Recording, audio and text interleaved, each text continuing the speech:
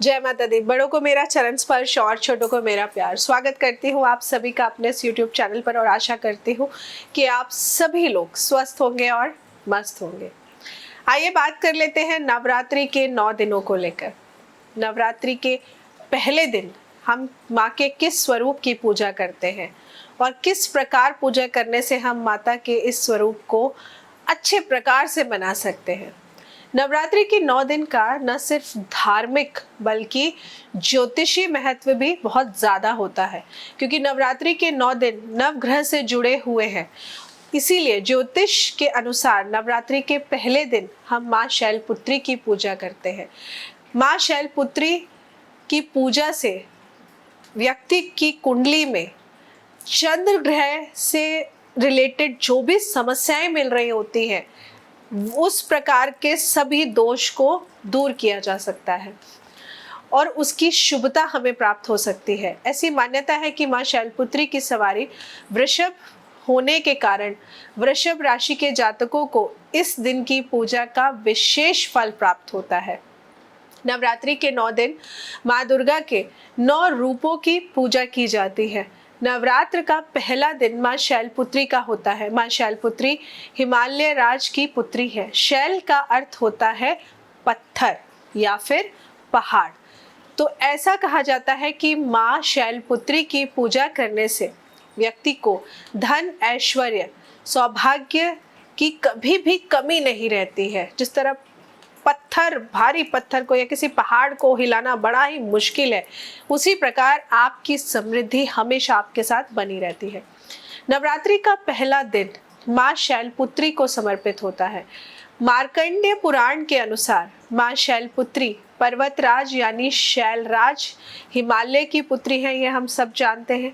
पर्वतराज हिमालय की पुत्री होने की वजह से उनका नाम शैलपुत्री पड़ा। माँ शैलपुत्री को हेमवती के नाम से भी हम सब संबोधित करते हैं। इसके अतिरिक्त बैल वाहन होने के कारण माँ का एक नाम वृषारूढ़ा भी है। माँ शैलपुत्री का स्वरूप अत्यंत कोमल और शांत है। मान्यताओं के अनुसार जो भी भक्त माँ शैलपुत्री की पूजा करते हैं, पूजा करते समय उनके गुण मंत्रों का अगर जाप भी कर लेते हैं तो उससे भी जीवन में हमेशा सुख, समृद्धि और शांति का वास बना रहता है। तो ऐसे में आइए जानते हैं कि माँ शैलपुत्री की पूजा का महत्व क्या है। ये सब मैंने आपको बता दिया। आप करनी कैसे है। नवरात्रि में माँ शैलपुत्री की पूजा करने से जीवन के समस्त प्रकार के संकट, कलेश और नकारात्मक शक्तियों का नाश होता है। नवरात्रि के प्रथम दिन उपासक में साधक अपने मन को यानी कि अपने मूलाधार चक्र में स्थित करते हैं।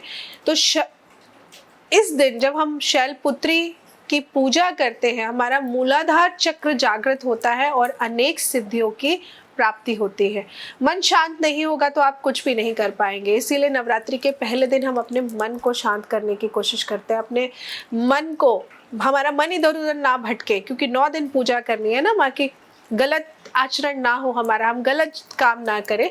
इसलिए सबसे पहले दिन हम अपने मन को कंट्रोल में करते हैं। महिलाओं के लिए तो विशेष होती है माँ शैलपुत्री की पूजा। शैल का अर्थ होता है पत्थर और पत्थर को हमेशा दृढ़ता का प्रतीक माना जाता है।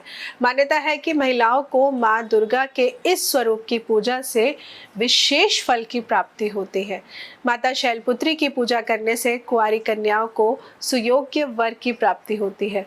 माँ के इस पहले स्वरूप को जीवन में स्थिरता और दृढ़ता का प्रतीक माना जाता है।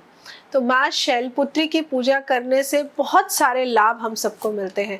देवी के पहले स्वरूप का पूजन नवरात्रि में सुबह और शाम दोनों समय करना चाहिए। आराधना और आरती, पूजा पाठ, मंत्र आप जैसे भी माता को प्रसन्न करना चाहे आप कर सकते हैं, लेकिन दोनों समय माता की पूजा करिए। शाम को अगर ज़्यादा समय नहीं है तो कम से कम आरती ही कर लीजिए। पहले नवरात्रे पर माँ शैलपुत्री की प्रतिमा या चित्र को किसी लकड़ी की चौकी के ऊपर लाल रंग का कपड़ा बिछाकर उसके ऊपर स्थापित करना चाहिए। माँ शैलपुत्री को सफ़ेद वस्तु बहुत ही ज़्यादा प्रिय है। इसलिए माँ शैलपुत्री को सफ़ेद वस्त्र या सफ़ेद फूल अर्पित करना बिल्कुल ना भूलें। लेकिन जो सुहागिन स्त्रियां हैं, अगर आप माता को सफ़ेद वस्त्र या सफ़ेद रंग के वस्त्र या सफ़ेद रंग की कॉस्मेटिक की चीज़ें माँ को गलती से भी भेंट करने की गलती ना करें, मतलब उनको ना चढ़ाएं। अगर आप के साथ आपके हस्बैंड है तो आप उनको बोलिए कि वो माता को चढ़ा सकते हैं, लेकिन सुहागिन स्त्रियां इस चीज़ को अवॉइड करें। और अगर आप माता को सफ़ेद वस्त्र चढ़ा भी रहे हैं तो उसमें लाल रंग का पुष्प रख के चढ़ाइए, ये बहुत ही ज़रूरी है। माँ शैलपुत्री की पूजा से पहले शुभ मुहूर्त में घट स्थापना ज़रूर करनी चाहिए, और वो तो मैं आप सबको पहले ही बता चुकी हूँ। तो माँ शैलपुत्री की पूजा में सफ़ेद रंग की वस्तु का प्रयोग करना बहुत ही ज़्यादा उत्तम माना जाता है।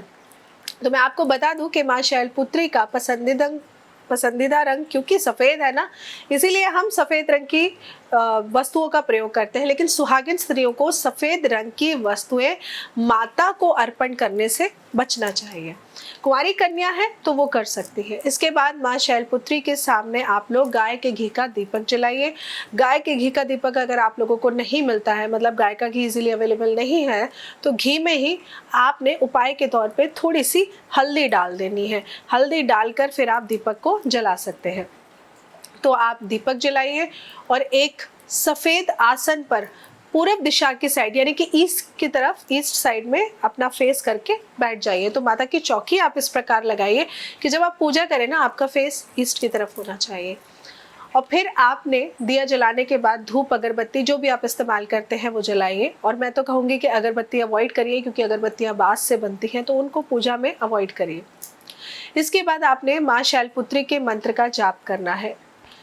ओम शैलपुत्रे नमः, इस मंत्र का आपको 108 बार जाप करना है। और फिर माँ शैलपुत्री को गाय के घी का भोग ज़रूर लगाना है और मीठे में सफ़ेद बर्फ़ी का भोग लगाना है।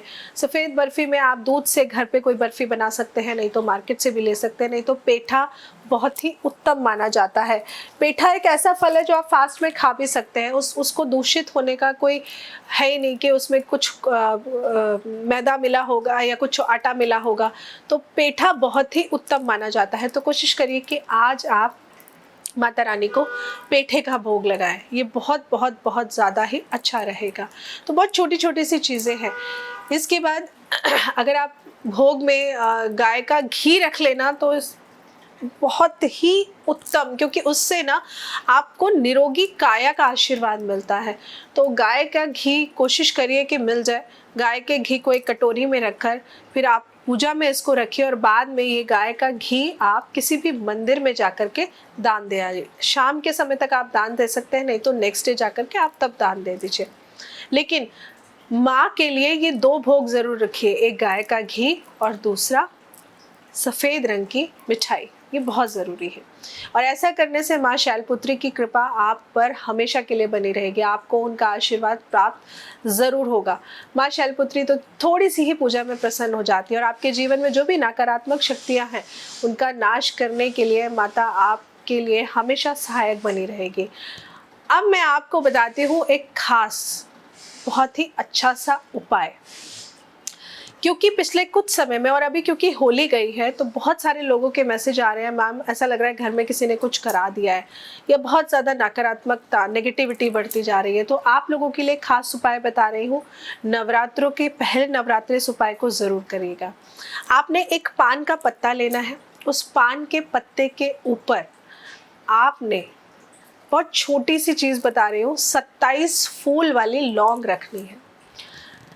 27 फूल वाली लौंग रखकर जब आप माँ शैलपुत्री की पूजा करेंगे, शुरू करेंगे, तो सामने ही रख दीजिएगा। और इसके बाद आपने ओम ऐं ह्रीं क्लीं शैलपुत्रे नमः इस मंत्र का 27 बार जाप कर लेना है।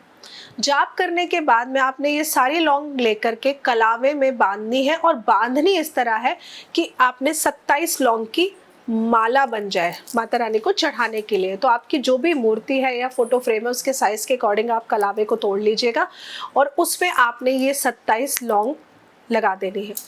लगाने के बाद में आप अपने मन में जो भी आपकी इच्छा है वो इच्छा बोलते हुए माँ शैलपुत्री को अपने दोनों हाथों से इस माला को अर्पण कर दीजिए।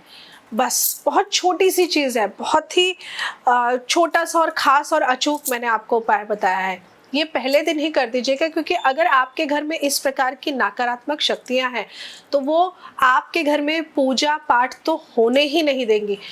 उठते ही कलेश होना, उठते ही एक इंसान कह रहा है ईस्ट तो दूसरा इंसान कह रहा है वेस्ट, मतलब ये लोगों में घर में रहने वाले लोगों में प्यार मोहब्बत सब खत्म कर देते हैं, लड़ाई झगड़ा कलेश बढ़ने लगता है।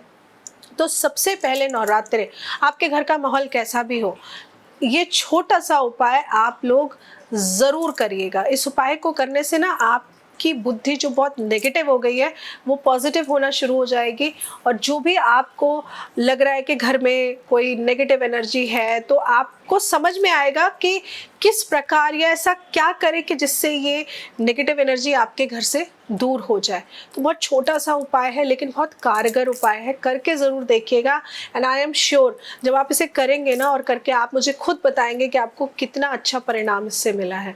तो बहुत छोटी सी जानकारी लेकर आई थी, और जुड़े रहना हमारे साथ, क्योंकि इसी प्रकार मैं 9 दिन में माता के अलग अलग स्वरूपों की पूजा कैसे करनी है और क्या खास उपाय करना है वो सब बताऊंगी वीडियोस में।